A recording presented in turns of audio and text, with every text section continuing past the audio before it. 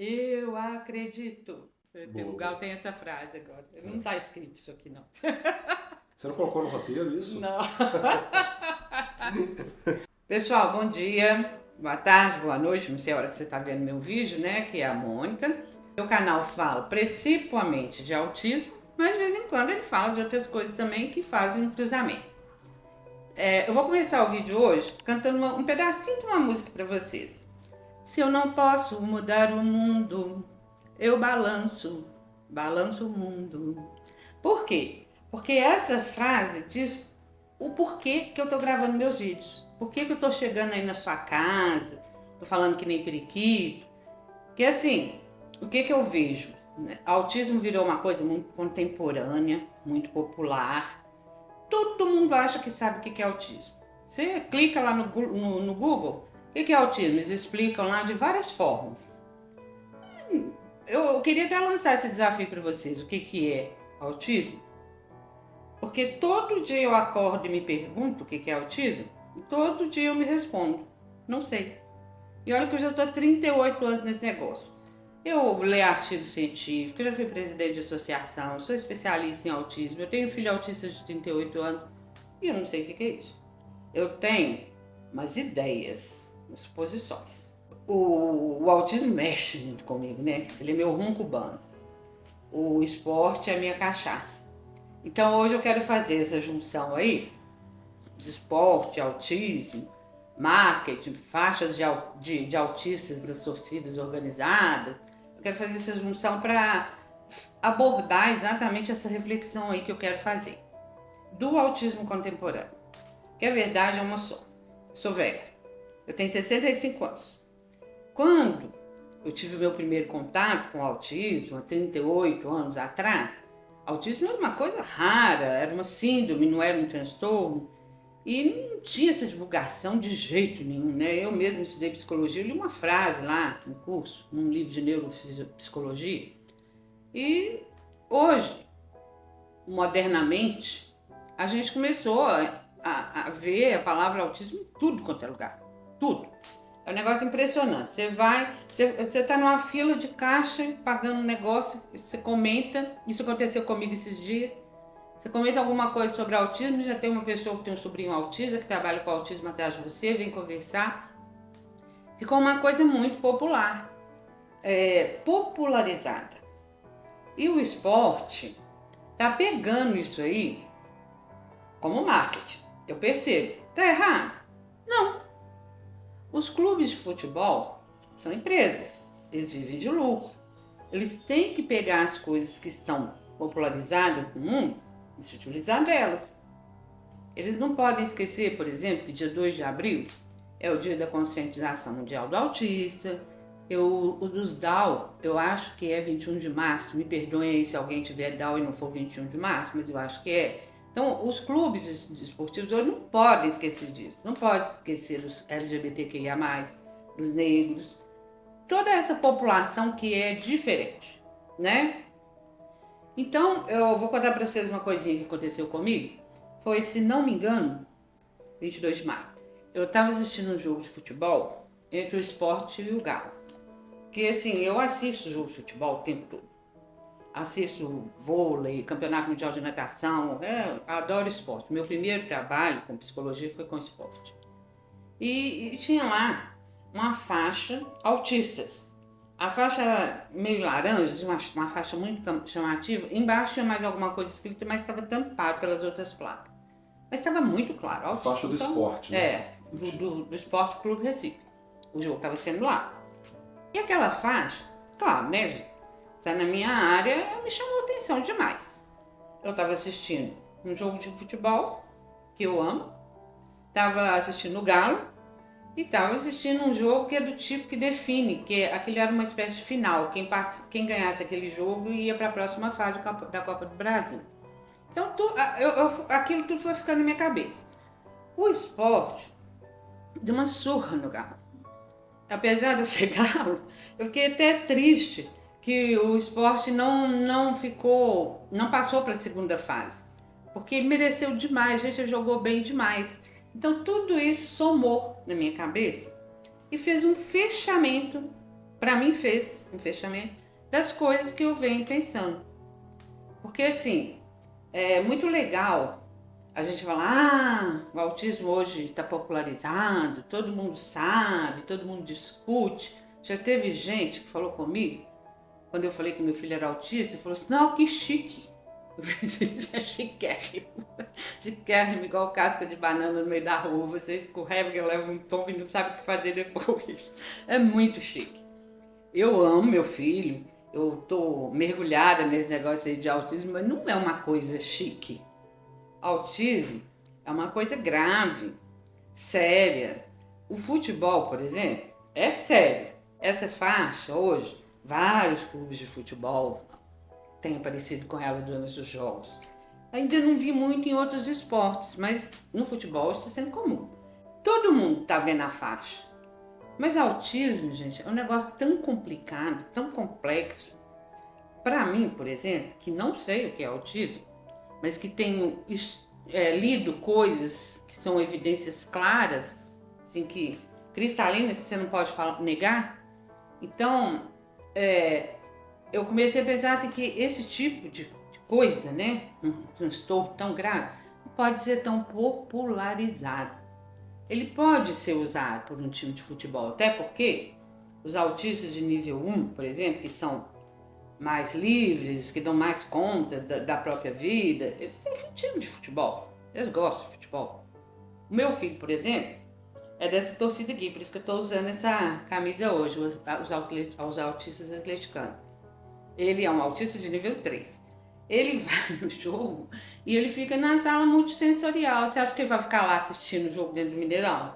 Dentro da Arena MRV? De jeito nenhum. Ele não gosta de futebol. Ele vai no jogo porque ele gosta de passear, que ele vai com o Jorge, que é o tutor dele, ele adora. Aí lá na sala multissensorial tem colchonete para ele deitar, tem refrigerante que ele adora, tem lanche. Então ele vai no jogo por isso. Então para mim fica claro que não são exatamente os autistas que estão usando isso aí. Somos nós, a sociedade. E aí vem o clube de futebol, os programas de televisão, os vídeos, os filmes, os livros. Então fica parecendo que é um negócio bolinho de fubá, que é chique, mas não é bem assim, né? O que eu tenho visto aí que a gente está fazendo de muito complicado com isso? A gente está misturando essas coisas do marketing com o mundo real. Vira essa faixa para mim, essa do esporte foi muito bacana, porque é uma faixa laranja, eu achei muito legal. Essa faixa para mim, dentro do espectro do autismo, ela é uma fachada. Fica parecendo que todos os autistas são capazes de ir lá fazer uma torcida organizada, ir pro clube, ir torcer. Assim não. O autismo é um diagnóstico hoje muito difundido, eu acho até vulgarizado. O DSM-5 e o CID-11, que são os órgãos que fazem um esclarecimento, com uma comprovação científica, que traçam normas sobre as doenças, os transtornos, eles estenderam demais o transtorno, tanto que virou transtorno, englobou muita coisa. Eu vejo muito isso aí na prática. Pessoal que tinha TDAH, tinha o diagnóstico, e hoje foi procurar o psiquiatra de novo, e o psiquiatra está igual um maluco, fazendo milhões de testes, um monte de observações. Demora às vezes para fazer um laudo, porque começou-se a duvidar pelos critérios do DSM principalmente, desse diagnóstico de TDAH, ele pode ser incluído dentro do autismo. Muitas coisas que existem no diagnóstico do TDAH também existem no autismo. Outra coisa muito grave no meu caso, assim, que eu acho.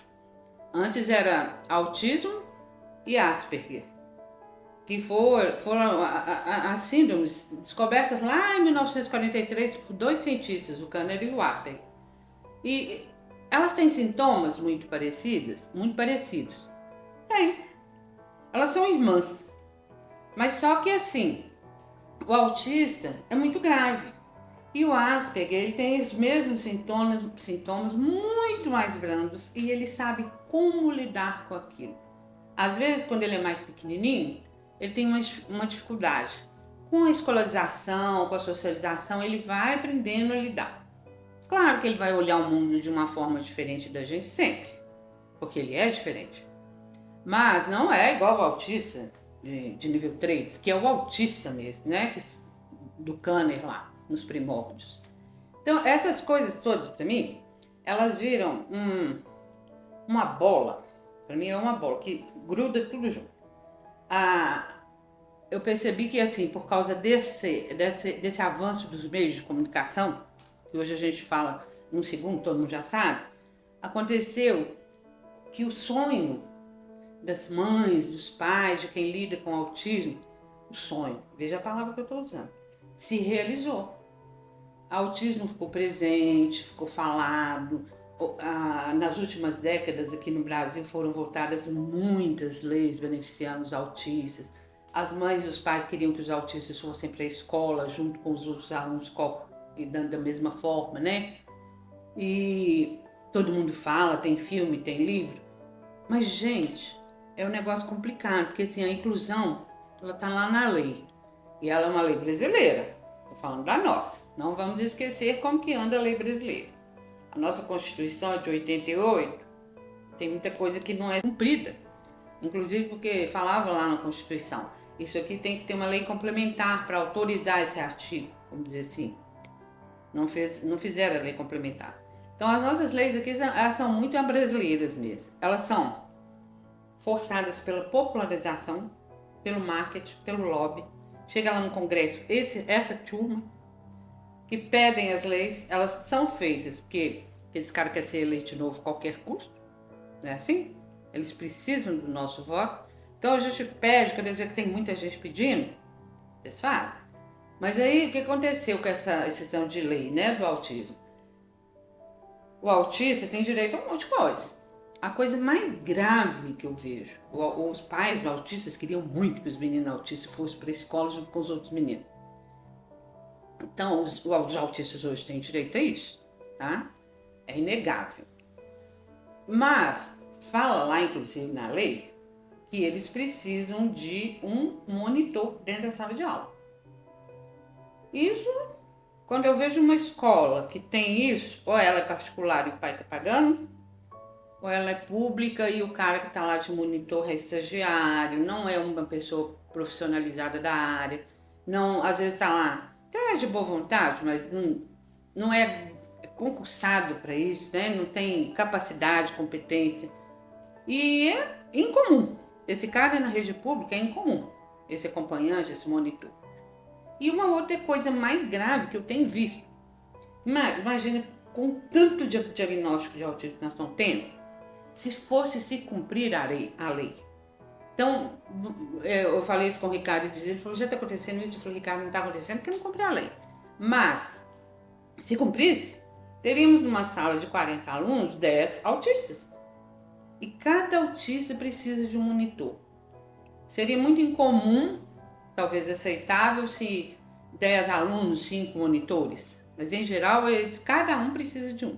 Então, nós teríamos uma sala de 30 alunos comuns, que dariam conta de seguir a grade curricular, 10 que não dão conta, e mais uns 10 para acompanhar esses que não estão dando conta.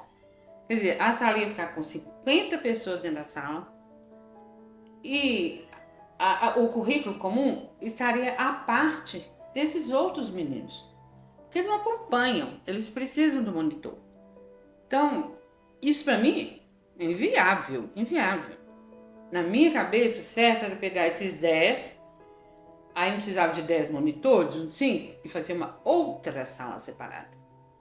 Como assim? De novo, excluir?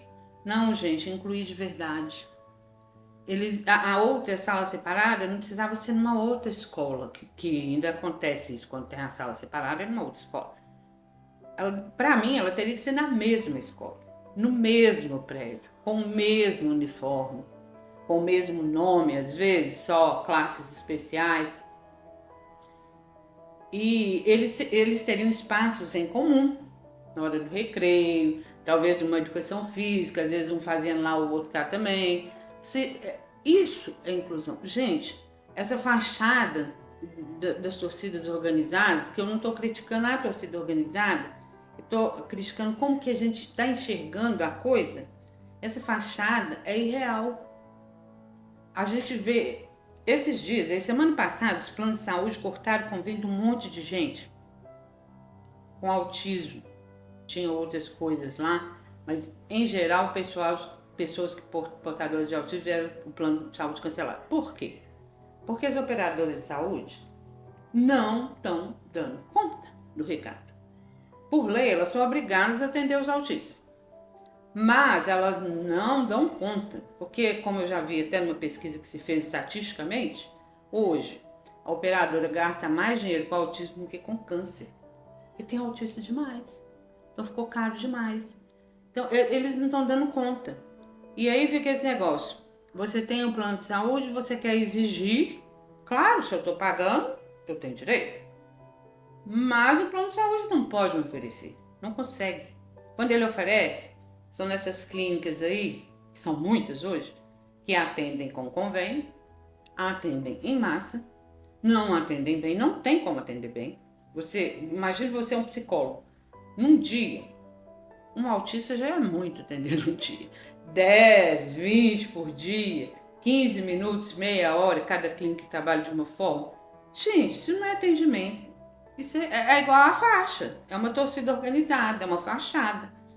E, assim, eu presto muita atenção nesses trem, porque, assim, o que eu falei da palavra sonho, né? Eu tinha um sonho que autismo virasse uma coisa discutida. Na minha época, não existia autista, eles ficavam dentro de casa trancados. Se existia um que era igual ao meu foi um dos primeiros que botou o bloco na rua. Eu não conhecia essa música, mas essa música que eu cantei hoje, Eu Não Posso Mudar o Mundo, Deu Balanço, o que eu comecei a fazer com meu filho foi isso, balançar. Eu botei ele na rua. E era incomum. As pessoas não sabiam o que era aquilo, não. Quando eu falava que ele era autista, que ele não falava, o pessoal olhava assim, porque ele não tem traços físicos que o distingam, né? Então, eu tinha esse sonho de ter livro, filme, mas não é assim, gente, pelo amor de Deus. Eu fico pensando, pelo amor de Deus, porque eu vejo que a gente está fazendo com o autismo o mesmo que a gente faz com a nossa sociedade. A gente está tratando a vida da gente, seja em que nível for, como informação. Nós esquecemos da nossa essência. A gente clica lá no Google, tem informação. O que é um picolé? Um negocinho gelado que tem um espetinho embaixo? Tá lá. Qual que é a essência desse picolé, o gosto do picolé? Tá falando lá. Às vezes fala que é o sabor. Mas como que fez, às vezes você já tem que procurar uma coisa mais especializada, uma receita de fazer picolé. Então, nós estamos vivendo muito assim, sem essência. Às vezes, quando eu falo em espiritualidade, que parecendo que eu estou falando, por exemplo, em espiritismo, em encarnação, reencarnação, não é isso. É a essência do ser humano. Então, quando eu vi lá aquela placa, né, no jogo, eu pensei bem isso. O que eu quero fazer com os meus vídeos? Provocar uma reflexão para a gente ver que, na verdade, todas essas coisas que estão acontecendo, elas são boas. Quando se fala sobre uma coisa é bom, porque do rebuliço sai depois o produto, né? Então, isso é legal, mas a gente tem que tomar muito cuidado. Que, por exemplo, assim, eu tenho um depoimento aqui para contar, assim, bem real de um menino adolescente, que o Jorge trata lá na clínica dele, Jorge, psicólogo. Ele é um rapaz de 16 anos, ele tem um autismo muito leve, ele tem um monitor dentro da sala de aula, e ele começou a sofrer bullying. Olha pra você ver que as coisas vão intercruzando todas. Dos colegas, porque ele tem um monitor, ele não é igual aos colegas. Aí ele pegou, dispensou o monitor, falou que não queria mais monitor. Aí ele não conseguiu acompanhar a aula. Aí ele não está indo na escola. Quer dizer, essas coisas, esses transtornos, esses problemas todos que são gerados, toda essa massa de coisa aí, que está bem imbricada, eles provocam isso. Um rapaz, falando de existem vários. Eu não sei o nome desse mocinho, quero também falar, se eu soubesse, não ia falar, mas vamos falar que fosse João. Tem um monte de João aí, tá? que não está dando conta do bullying, porque eles são diferentes, de acompanhar a aula. Isso aí é um pedacinho da coisa, um fiozinho da meada. Então, eu queria propor a vocês esse exercício, né? De pensar o que é autismo. Queria propor para vocês também um outro exercício. Assistir os jogos do esporte. Esporte Clube Recife, que ele está jogando divinamente. Eu estou gostando dele. Como ele está na Série B, eu posso torcer para ele numa boa, né? E espero que vocês tenham gostado desse vídeo hoje, que tenham visto outros vídeos meus, que se inscrevam, porque vão aparecer mais conteúdos. Eu estou sempre lendo, me aprimorando, buscando. Quem sou eu para falar que eu sei alguma coisa, né? Então estou sempre atrás de coisas novas para discutir. E gostaria também que vocês me dessem retorno, quem puder. Pois é, muito importante que as pessoas curtam o vídeo, que não custa nada, né? Dar uma curtidinha aí, escrever um comentário. Isso ajuda os vídeos a ir mais longe, essa discussão chegar a mais pessoas, né, Mari? Que a verdade que eu acho assim, essa discussão aqui, apesar dela estar em vídeo, que assim, como eu falei antigamente, a comunicação era feita de forma muito menor, muito expressiva. A gente escrevia livro, a gente falava no jornal, mas não passava para muita gente, não era globalizado. Mas o vídeo hoje, ele atinge muita gente. E essa parte é bacana. Eu comecei até a gravar vídeo por causa disso.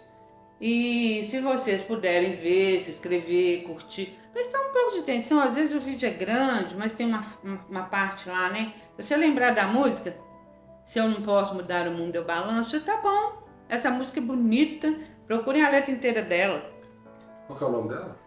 Eu não sei o nome da música. Eu sei que eu tenho um pedacinho que ficou muito na minha cabeça, que tem a ver com como eu sou, né? Se eu não posso mudar no mundo, eu balanço o mundo. Que é isso aí. Eu não posso mudar esse status quo todo que tá aí. O marketing, a popularização, a popularidade, o esporte, o futebol é o esporte mais popular do mundo. Quem sou eu para querer que vire a natação, que a natação tome o lugar do futebol? Então, tá aí, tá lançado aí. Esse cruzamento de esporte com autismo é exatamente para falar da popularidade. O futebol é muito popular, o mais do mundo, e o autismo está sendo popularizado por nós, pelos nossos sonhos. Então, a gente tem que tomar muito cuidado com o que a gente sonha. A gente tem que prestar mais atenção nos objetivos. Pegar esses sonhos aí e traçar objetivos mais claros e mais diretos que nos beneficiem. E nesse caso aqui, beneficiem mais os nossos autistas. Porque, na verdade, a gente está procurando entender coisas sobre eles, ajudá-los.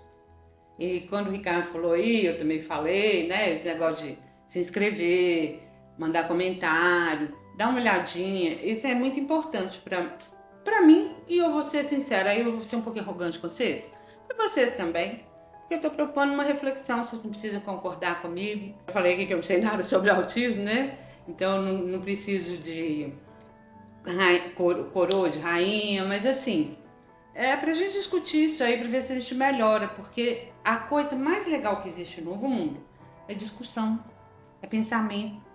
A partir do momento que começou a se falar muito, virou popular, coisa e tal, foi bacana, mas agora a gente precisa largar essa parte aí do marketing, que ela só favorece aos clubes de futebol, às empresas.